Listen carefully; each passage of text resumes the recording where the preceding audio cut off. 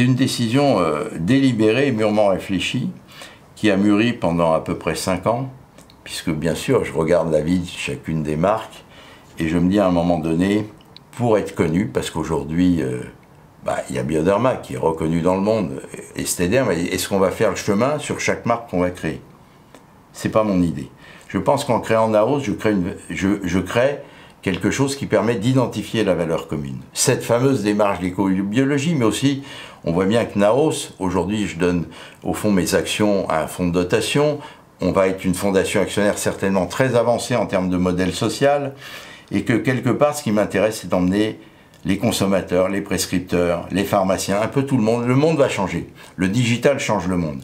Donc si je ne crée pas une identité, quelque part un panache blanc, qui va emmener tout le monde sur, au fond, la même démarche par rapport à notre civilisation, par rapport à notre métier, eh bien, je pense qu'on n'arrivera pas à gagner la partie, qu'on ne sera pas nous-mêmes, et que la marque Naos, pour moi, le but, c'est qu'elle vienne renforcer et pas remplacer. L'idée n'est pas un jour, il y aura Naos, il n'y aura plus Bioderma. Pas du tout. Bioderma a une mission, Etapure a une mission, Esthederm a une mission, et je créerai sans doute beaucoup d'autres marques qui auront des missions précises, qu'elles serviront, mais derrière tout ça, ça sera issu d'une même graine qui s'appelle Naos, qui est une démarche philosophique, qui est une démarche scientifique, et qui est une démarche culturelle, une façon d'être et une façon de faire.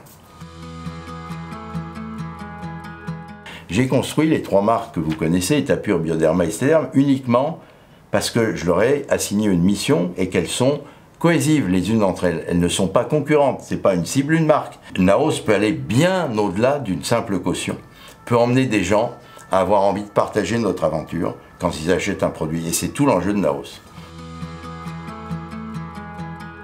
J'attends des équipes, avant tout, qu'elles se sentent habitées par Naos. Donc c'est un processus presque de se mettre en résonance avec ce projet, avec cette démarche. Donc il y a beaucoup de conversations qui doivent avoir lieu, beaucoup de questionnements. C'est au fond, en quoi, si on est Naos, on va être utile. Et donc si chacun, dans son domaine ou dans son métier, se pose cette question, déjà la partie, elle est pratiquement gagnée. Au fond, quand on réfléchit bien, qu'est-ce que j'attends?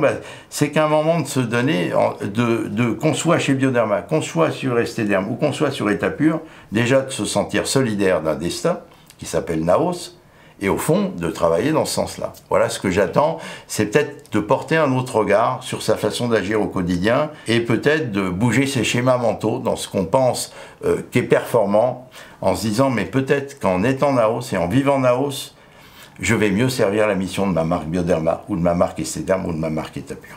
Voilà ce que j'attends avant tout des équipes Naos, c'est au fond de partager une vision, de la vivre au quotidien, et de l'enrichir.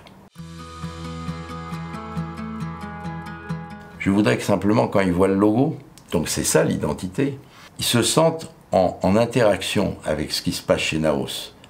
Que chaque homme, que chaque femme, que chaque communauté avec qui nous travaillons, des Naosiens, ou ce qu'on appelle les consommateurs, en passant par les pharmaciens ou les dermatologues, chacun se sente aimé, compris, respecté, et aussi envie, avec nous, d'aimer, de comprendre et de respecter les autres. À partir de ce moment-là, Naos ne va plus devenir une identité, elle va devenir un mouvement. Et là, on aura gagné.